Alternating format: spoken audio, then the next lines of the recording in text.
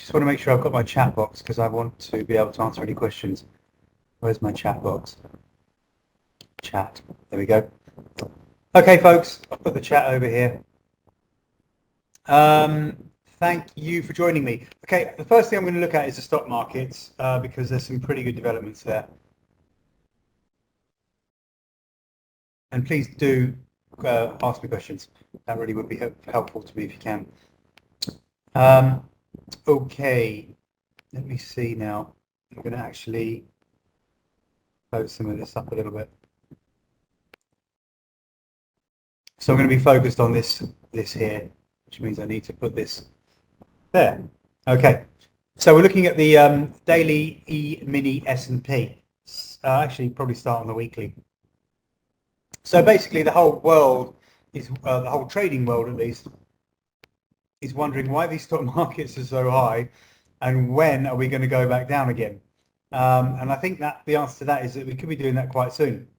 There we go. Look. So there's your weekly chart. I'll probably take that trend line out, actually.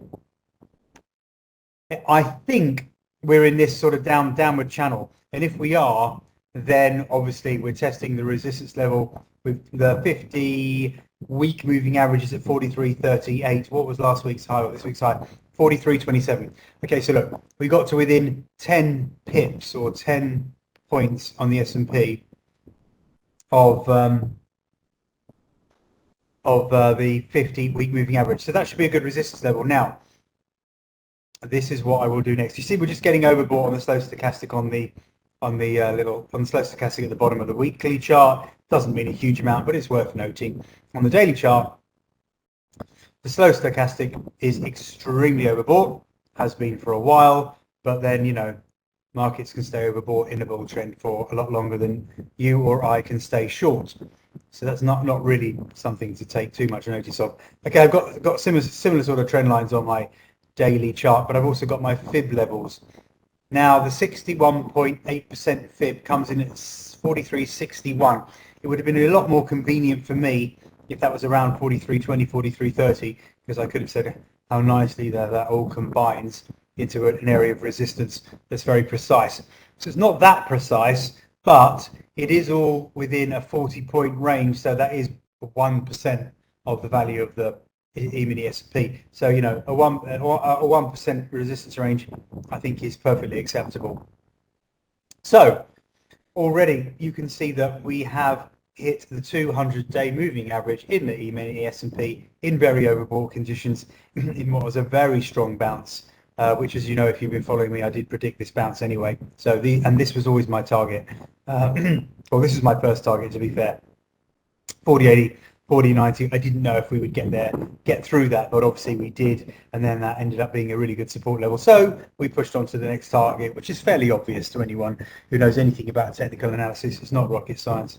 It was pretty obvious that we would head towards the 200-day moving average, the trend line, which goes back right to the 1st of January, and they coincide quite nicely around sort of 43.20, 43.30, and it's obvious that that resistance level is working. So if you're trying a short position, for me, you need to have a stop above the 43.65 area, you know, 43.75, 43.80, something like that.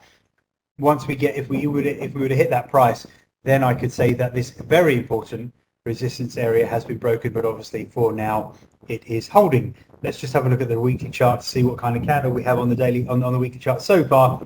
Bit of a doji. So we are currently trading on Thursday around the same price as we closed on Friday, which was 42.81, and we opened on Sunday, which was 42.77. Okay, and we're trading at 42.82. So we're within 5 points of Friday's close and Sunday's open, leaving a little doji. Now, of course, if that was to turn into a bit of a shooting star with a red body, that would be a little bit more negative and would help to confirm that probably the market is reversing and will turn lower. But there's nothing else I can really say, because that's absolutely key now. If you think, you know, with the fundamentals, you know, they do kind of indicate that we should be going down, don't they? But, well, whether you agree with that or not, I guess we're going to find out soon enough. Okay, moving on to the Nasdaq. I always look at the futures, by the way.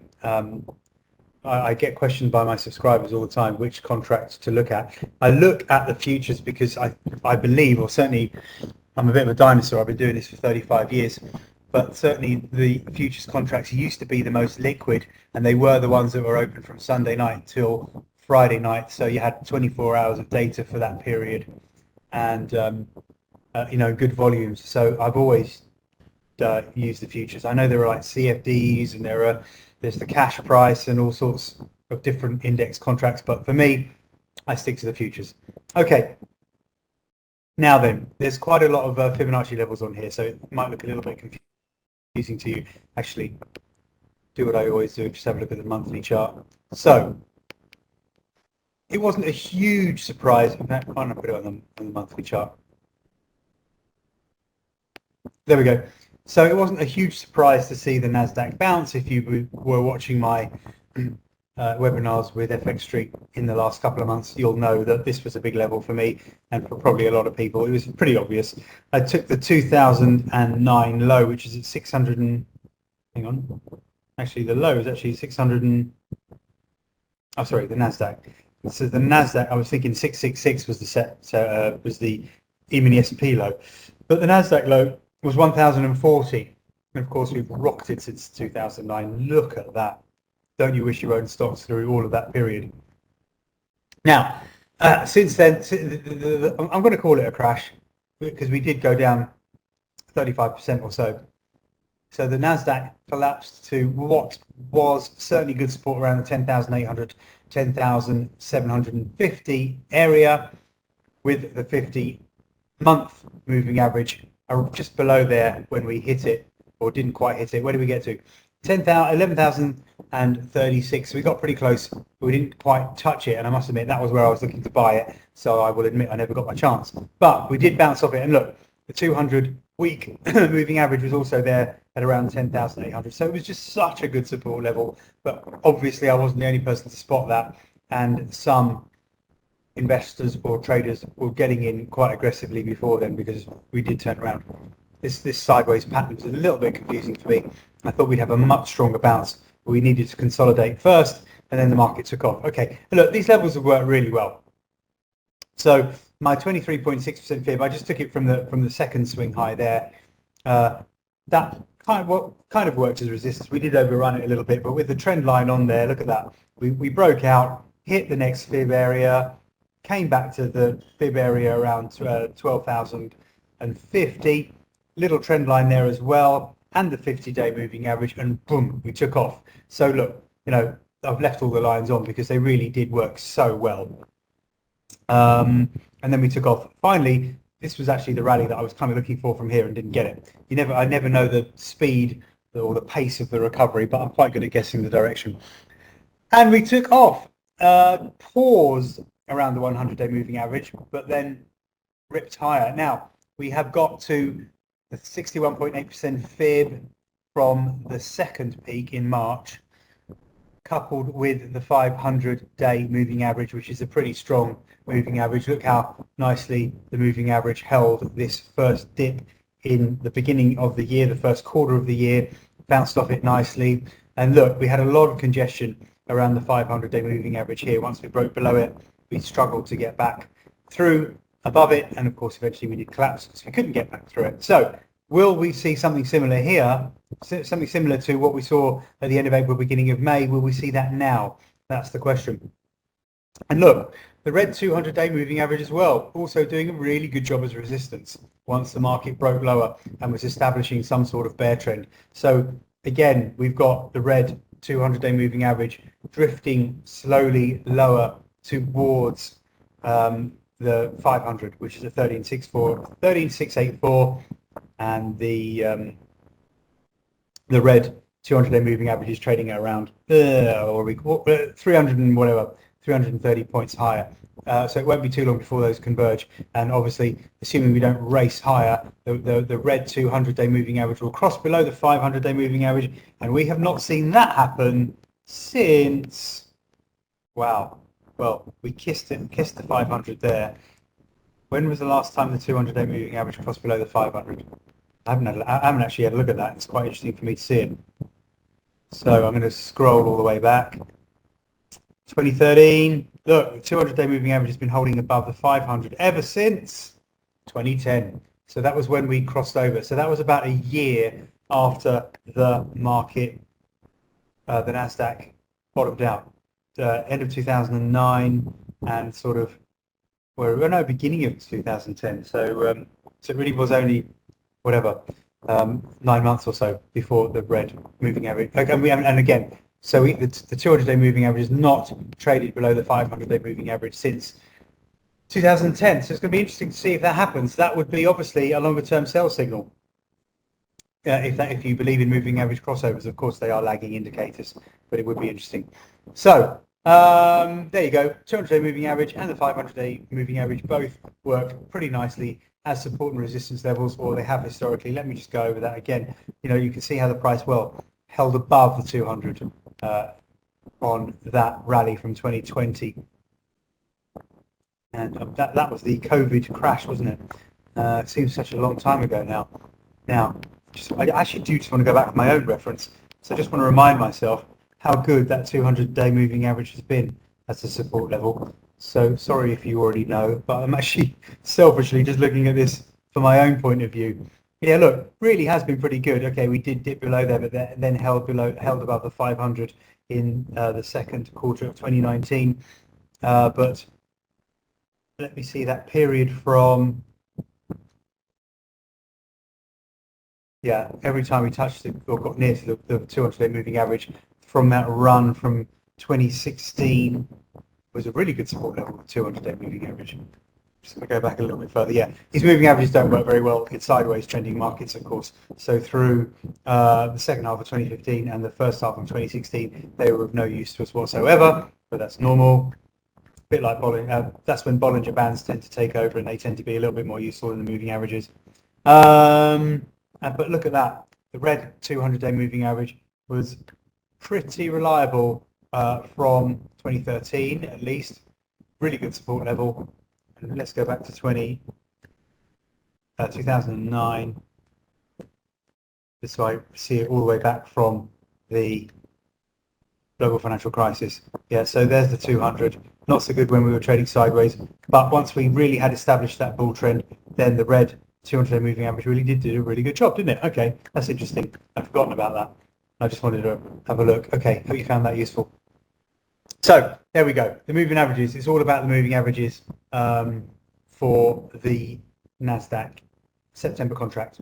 We'll see what happens. It was a bit tricky because I kind of like to take my second fib level from around the 61.8% area, but that wasn't possible, so I did take it from this swing high. But the fib levels certainly do seem to be working from that area. In fact, this is probably confusing. Is it? I'll leave it in anyway, but these levels seem to be working a lot better, as you can see, than the ones from the all-time high. Okay, I'm kind of waffling a bit here. Let's move on. Dow Jones.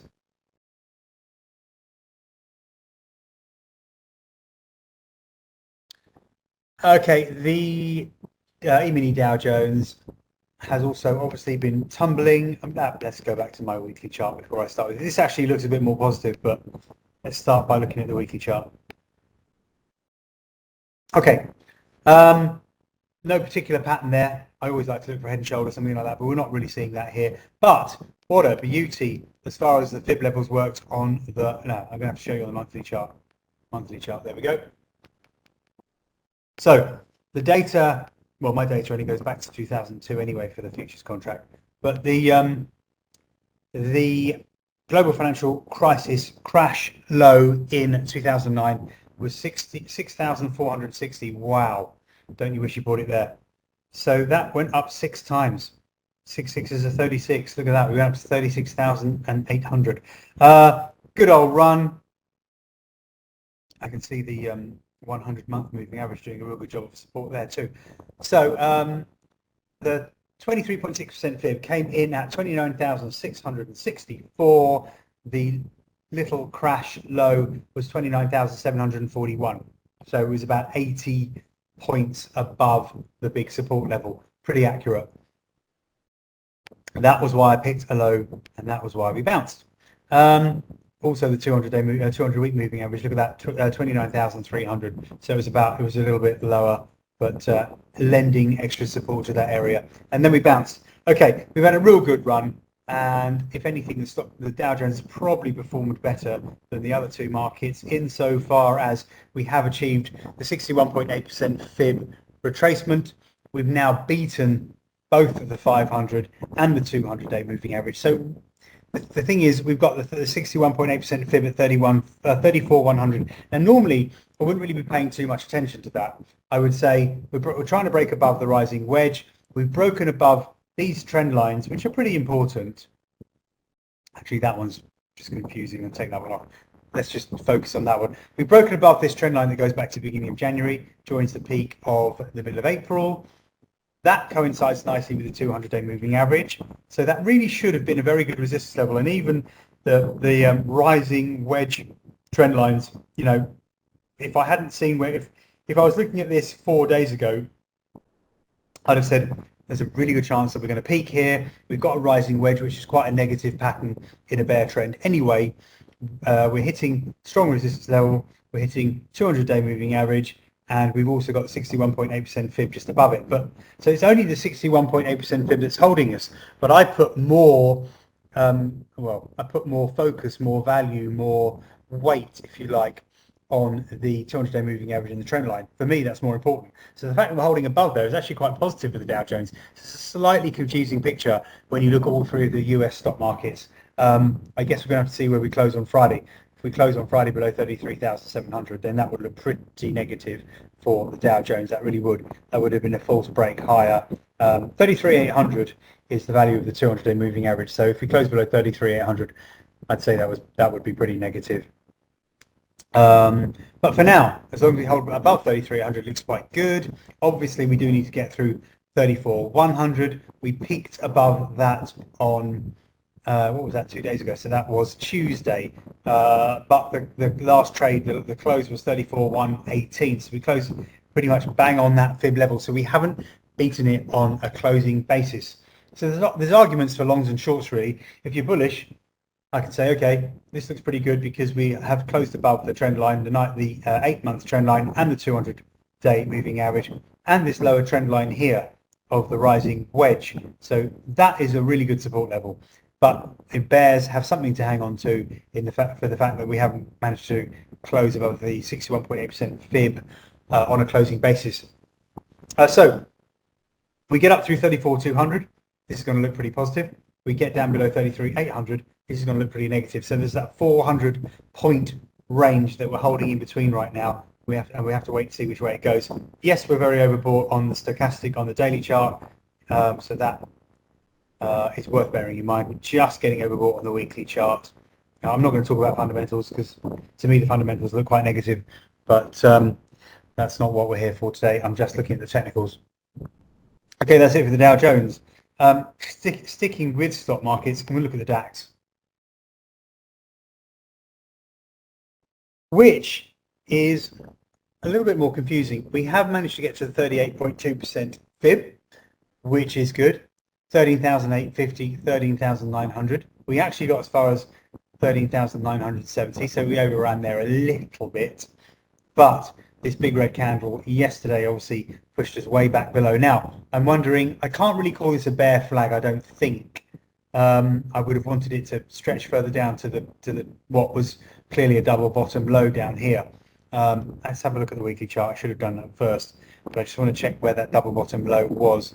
Yeah, it wasn't at any particular level actually. It was a very big double bottom, if you like. We had like the tweezers bottom here in July, which propelled us higher. Two kind of hammers next to each other, indicating that the buyers were in and the shorts were going to get squeezed, and up we went. Now, I've got the same fib levels on here, 13,859 for the 38.2% fib, and of course we haven't managed to close. We managed to close above there on a daily basis. We did. We had one day when we closed above it and it all looked pretty good, but that was wiped out yesterday. So now we're even back below. This is what's key for me now. You'd be pretty upset, wouldn't you? This is a bit of a bull trap, really, I would have been saying get long here on this close above 13,860, but of course we'd have been stopped out of longs as soon as we plunged back below sort of 13,750 the following day. Now, the 100-day moving average, which was working really well here, we wonder if it will come back into play around 13,650, 13,700, tying in with that trend line. Do you know what? I'm going to look at this on the 4-hour chart. No, I'm not. That's the 1-hour chart.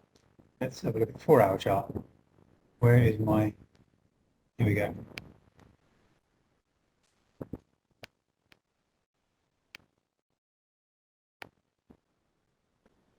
Let's see if I'm missing anything on the 4-hour chart.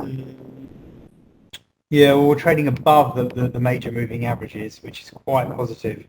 Don't really know what to say. That's all a bit confusing right here, I guess. Interesting to note that we are trading above the 100 and the 500 period moving averages on the 4-hour chart. Just having a quick look at the hourly, try and just see. Moving averages are flat line there. Look, okay, this kind of does show that we try to break below that trend line and what was clearly moving average support on the hourly chart. Now, this is slightly confusing because I don't know whether it is actually the hourly, the moving averages on the hourly chart that are holding this. But we've got the 150-hour moving averages which did hold it. Now, maybe that was a little false break back up. Get rid of any weak shorts. Boom. Before we plunge in the Nasdaq. I'll have a look at oil and gold. Sure, no problem. Okay, go back to the daily chart. Yeah, so it is looking like we are breaking to the downside in the Nasdaq. The S&P is holding that resistance level, but the Dow Jones could be looking more positive, and I think it's going to take until tomorrow night to have a slightly clearer picture and see where we close on the week. As I said, for the Dow Jones, the Nasdaq, and the S&P, and this is the DAX. DAX obviously not as strong as the S&P and the other US markets, never has been. FTSE is interesting.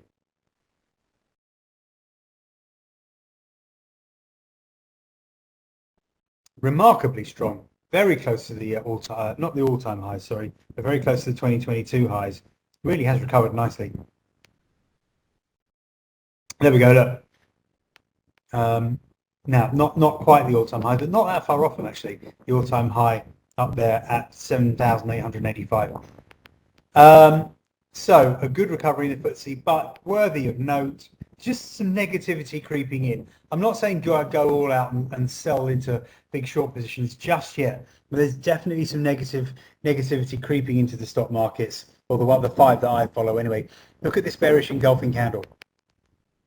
So it's been a pattern, it's been a sort of 2 steps forward, 1 step back rally for the FTSE, but it's still been a steady climb. But now we've got this bearish engulfing candle, and I do wonder, considering how overbought we are and how close we got to the 2022 high, whether the FTSE is about to now turn around. So a new high for the recovery at 75.50. We beat Tuesday's, what are we today? Thursday, aren't we? We beat Tuesday's high of 75.46 by just 4 points, but that's enough for this to register as a bearish engulfing candle. We needed a new high. We needed the body of the candle to engulf the previous day's candle. Sorry, my phone's pinging. We put it on silent. And we needed, of course, for a close below the low of the candle.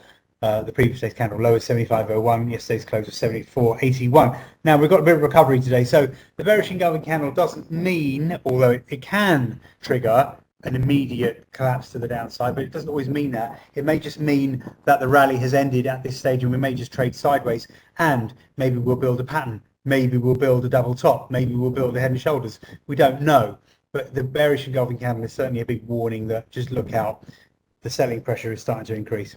That's all I can really say on the FTSE. We're so close to the previous all-time high, the previous 2022 high, which was such a struggle around the low 76 area, and we're only 100 points away from that. So obviously, well, probably investors and traders are thinking, hang on, we're getting pretty close to there in what could be quite a deteriorating economy. Maybe it's time to get into some shorts, or certainly get out of some longs. We will see. Okay, oil and gold. Let's go on to oil and gold, because they're looking pretty interesting actually. So a month ago, I would have been talking about how gold has formed this huge double top. If you're following me, then you'll know all about this. Okay, so this is the monthly chart. We're going to expand that out a little bit just so you can see. There's a beautiful double top. I mean, perfect, really. Candles, certainly the second candle on the monthly chart, quite negative with a very long upper wick, small green body, indicating, you know, some pretty strong selling pressure there. I'm convinced that is a double top. We need to break below 1676 in order to confirm the double top pattern. Of course, that's the neckline to the double top. Where did we get to before? 1680. So that really is the level to watch on the downside, at least, isn't it? And we're about 80 or 90 points away from that now. Question is, will we test that soon? Well, when you look at the weekly chart and you see the trend lines that I've got on there, bearing in mind I have a sort of a negative bias on gold anyway, from the technical perspective of the double top. I actually, you know, if you've been following me all year, or certainly since the end of last year, whether that's on social media or reading my reports on FX Street or following my webinars, then you'll know that I believe that gold will continue to head lower as interest rates go up. I know that the sort of accepted logic is that gold increases in times of peak high inflation, but look, that simply isn't the case, because gold has only gone down since what was this week? Gold has only gone down since March, middle of March, and considering inflation has done nothing but go significantly higher, that's pretty disappointing if you are in gold for as an inflation hedge. But look, I have warned you about this all year. I was talking about gold going down at the beginning of the year anyway, so I hope if I have helped you either make money or certainly not lose money, then I've done my job. Okay, enough of me waffling on. Right, where are we going next? Okay, this trend line is pretty important. It's very strong. It's been tested 1, 2, 3, 4, 5 times before we broke down. Now on the bounce, we've clearly topped right at that trend line and this second trend line, which joins the peaks, the declining peaks of this year. So not surprising that that was a big resistance level and we have plunged. Okay, the one thing that gold had, the one thing that the bulls had, was the support level at around 1775, 1780. And if I put some Fibonacci levels on there, it kind of reinforces why that was a good support level. So we had the 23.6% fib at 1777. We had these slightly longer term fibs at 1772. So I called it 75.80. Really, it was 77.72, I guess. But we also had the 50-day moving average at 1776. Now, we held there for a while. We held there at the beginning of the week. But yesterday, obviously, we just broke and plunged. So for me, this really has now confirmed some probably quite significant moves to the downside in gold.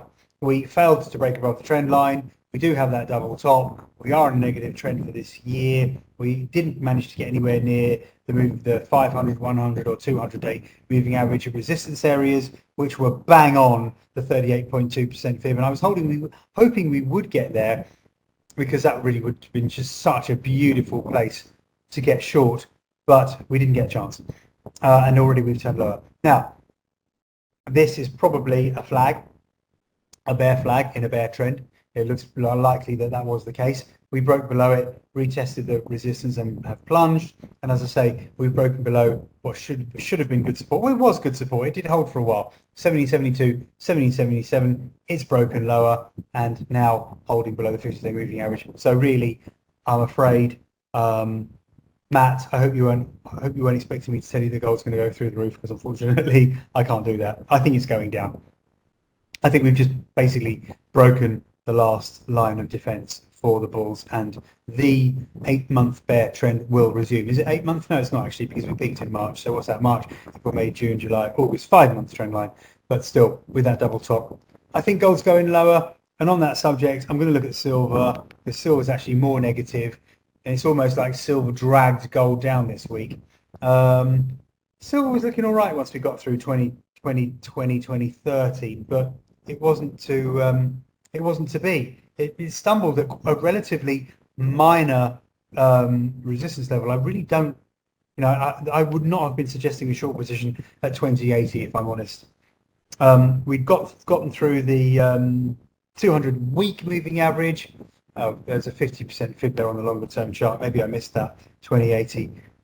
Okay, maybe I should have spotted that, to be fair. But I don't know. I never put too much weight on the 50% fib for some reason. I think it's just subconsciously it's not worked as a big level in the past. But anyway, fact is we couldn't get back above. We couldn't hold above the 200-week moving average or the 50% fib, even though we closed above it last week. It all looked pretty positive. We stumbled at a very minor resistance level there, the 61.8% fib at 2080.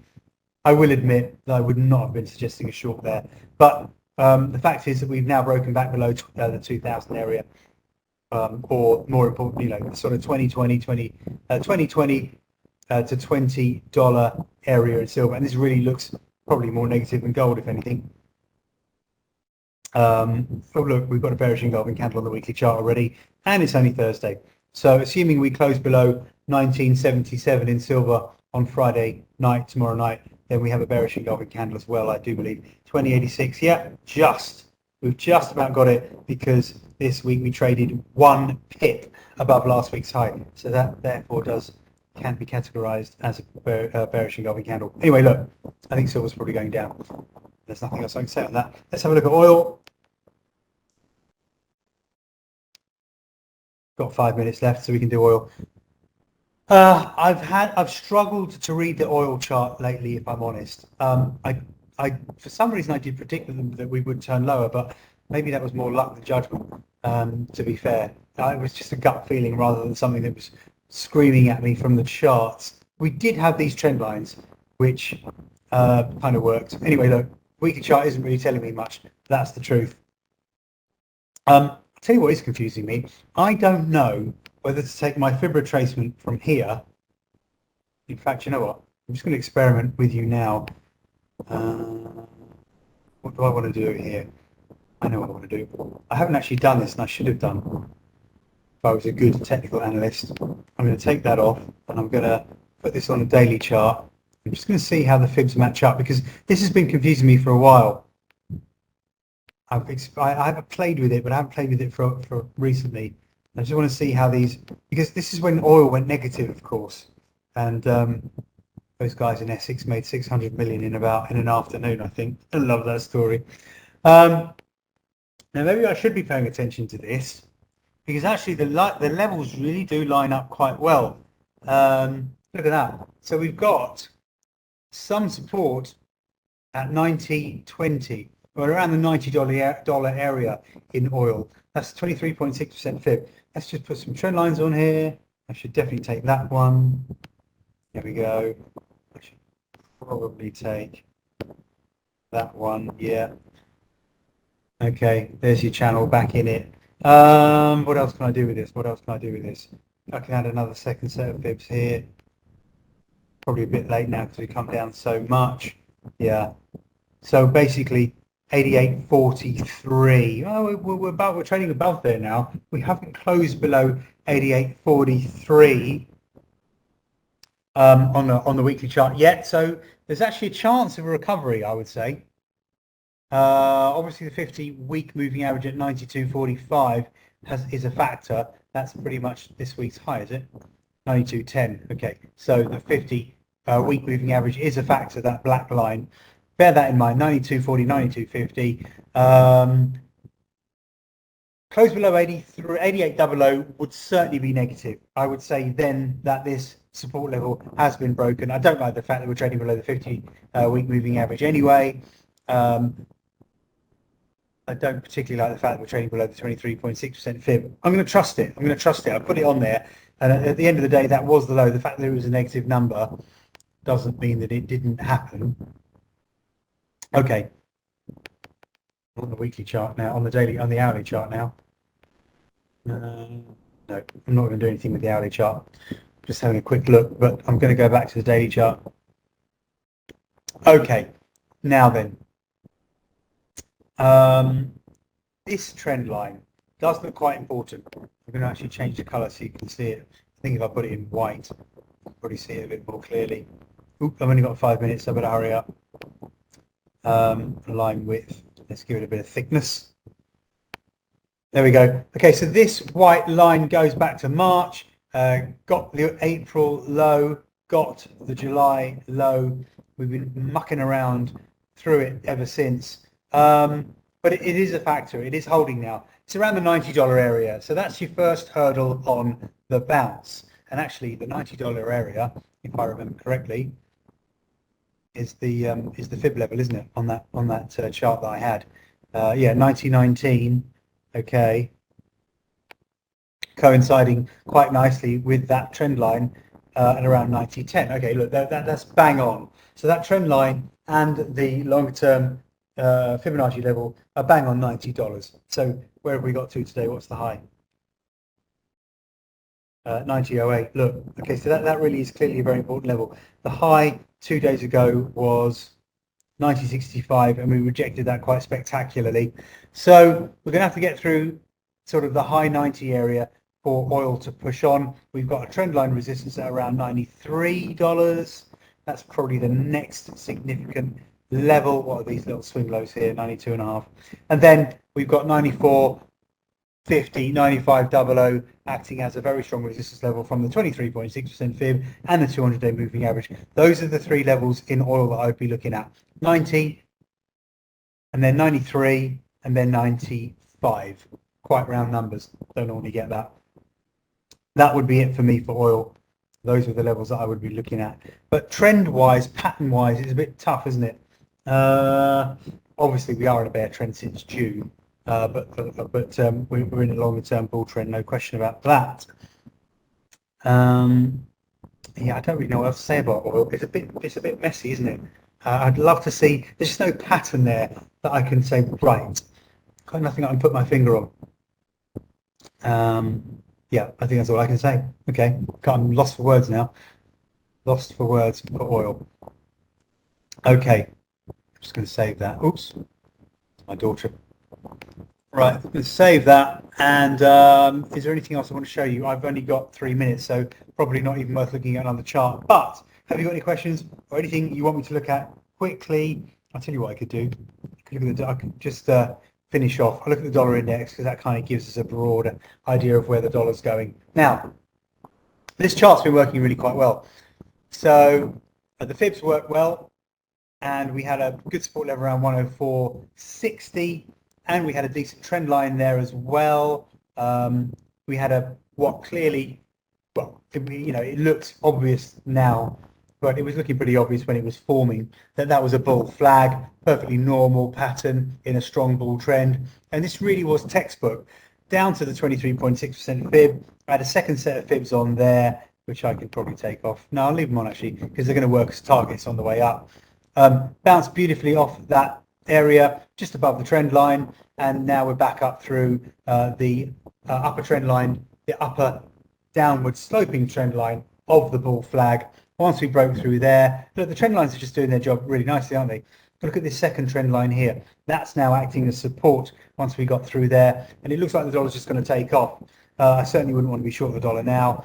But once we've completed the bear flag, the bull flag, off we go, unwound a little bit of an overbought scenario on the weekly chart. Something I do need to show you. I think I've got 1 minute.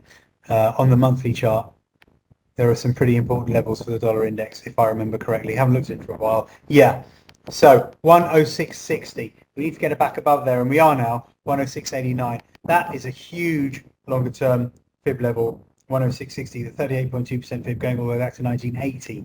So we've had a bit of action around that area. We rejected it, but we're now pushing above it. And I just think that, anyway, holding above 106, holding above the 106.5 area would certainly be positive, put it that way. But when you look at the daily chart, it all looks pretty positive anyway, doesn't it? You know, holding above the trend line, holding above the 50, bounce off that really nice fib area, and completion of the bull flag. So that all looks pretty positive to me. That's about all I can say, really. That's 14.45. So I believe that we're done in England. It's 8:45 in Thailand, which is where I live. Okay, any questions? If not, I'm just going to do a quick plug. Here is my website. Please have a look. Please visit me. Oh, free mentor session.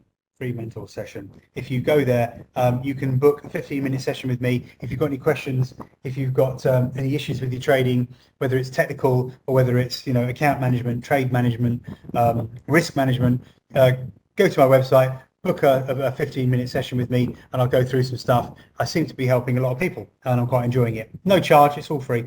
But have a look at my website if you can.